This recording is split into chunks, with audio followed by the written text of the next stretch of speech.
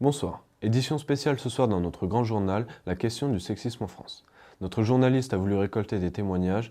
Un reportage de Erwan Brisson, Besançon contre le sexisme. Et au niveau des conditions physiques, est-ce que vous avez eu du mal à rentrer dans l'armée de terre ? Non. Moi j'étais sportive, donc je peux pas me dire le contraire. Et j'ai une petite anecdote justement sur le cliché sexisme dans l'armée. J'étais partie faire un stage d'activation en tant que sous-officier. Et on était un groupe de garçons et il y avait très peu de féminines et il y avait des cordes à monter. C'est des épreuves que l'on a au sein de l'armée. Et j'ai monté mes 2 cordes en moins de 10 secondes. J'étais la première et il n'y en a pas un des gars qui a monté les cordes en moins de 10 secondes. Donc forcément, après, il ne m'embêtait plus. Du moment où effectivement, physiquement, on tient le coup, il ne vous embête plus. Il vous respecte à la limite. Voilà. D'accord. Sois belle et tais-toi. Oh oui, il voulait que je fasse casser la mâchoire, briser la mâchoire par une dentiste pour Creuser les joues. creuser les joues. J'avais des belles joues d'adolescence un peu. D'accord. Est-ce que dans votre vie, vous avez vécu beaucoup de situations reliées au sexisme ? Je pense que comme toutes les femmes, en fait, j'ai dû vivre des situations assez tôt de sexisme. Je m'en suis pas forcément toujours rendu compte. Je travaille sur cette question et que je côtoie beaucoup de jeunes dans les lycées, puisque je fais beaucoup d'interventions en milieu scolaire pour faire reculer le sexisme. Donc forcément, des situations de femmes qui ont été victimes de sexisme, j'en rencontre pratiquement quotidiennement, quoi. Par exemple, pas plus tard qu'il y a 2 heures, là, des collégiens qui se sont interrogés sur est-ce que le fait de toucher les fesses d'une fille, par exemple, est-ce que c'était un acte de sexisme ? D'accord. Est-ce que vous pouvez me dire pour vous d'où naît le sexisme en lui-même ? Alors je pense que le sexisme, c'est ce qu'on appelle un continuum, c'est un processus en fait. Vous avez dans cette société un certain nombre de stéréotypes qui existent depuis malheureusement la nuit des temps. Ça va du fait de les filles sont faibles ou les garçons arrivent mieux dans certains métiers, ou alors les filles sont fragiles, les garçons sont forts.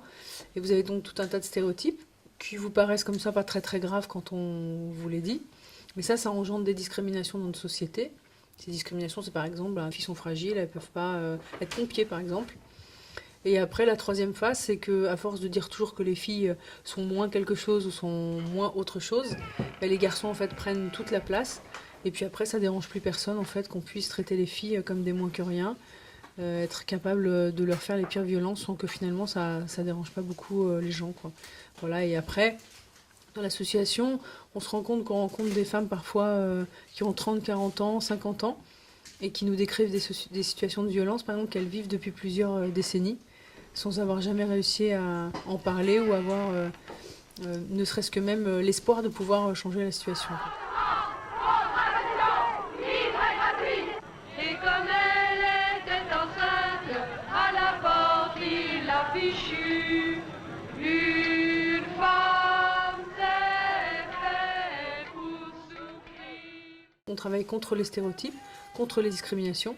On travaille aussi contre les violences parce qu'on estime que c'est le stade ultime, les violences. Moi, je pense que ça a évolué. Les lois ont beaucoup évolué, notamment dans les 10 dernières années. On a une loi contre les violences faites aux femmes. On a eu en 82 l'égalité salariale. Dans les années 70, les lois sur l'IVG, la contraception. Donc, il y a beaucoup de lois. Donc ça avance.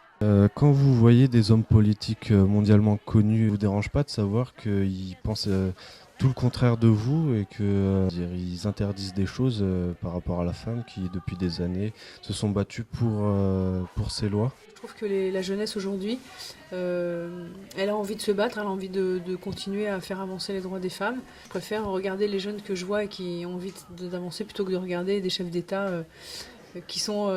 qui ont peut-être le pouvoir aujourd'hui, mais qui ne s'inscrivent pas dans la modernité et qui seront certainement pas là demain dans la société que j'ai envie de construire, quoi. Voilà. Si j'ai un message à faire passer, c'est vraiment que les garçons rentrent dans cette bataille et prennent leur part dans la bataille.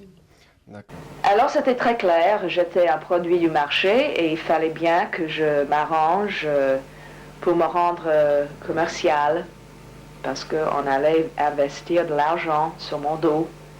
Alors la mâchoire quand même il l'a pas arrangé, ni le nez, mais j'ai porté des faux seins et des cheveux blancs et les cils pendant 10 ans, quoi. Ce qui veut dire que moi, Jane Fonda, était là, Et puis cette image était là, et il y avait cette aliénation entre les deux. Est-ce que vous pensez que la place de la femme dans la société va pouvoir un jour prendre plus de pouvoir ? Avec mes amis, j'ai beaucoup milité en faveur des femmes dans le quartier.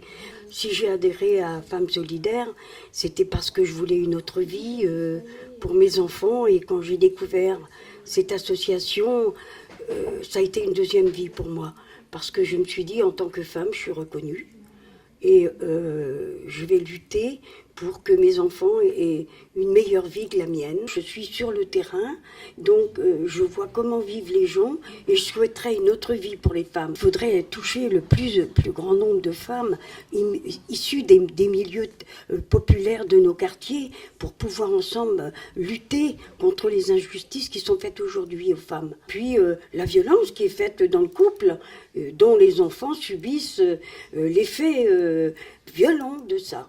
On n'est pas contre les hommes, on souhaite être en accord et travailler avec les hommes sur le mieux-être de la famille, de la vie et de tout ce qui fait la vie ensemble. Alors, luttons contre le sexisme. Merci Erwan pour ce témoignage, nous l'avons bien compris, le changement est entre les mains de la jeunesse et des politiques s'ils le veulent bien. Coupez.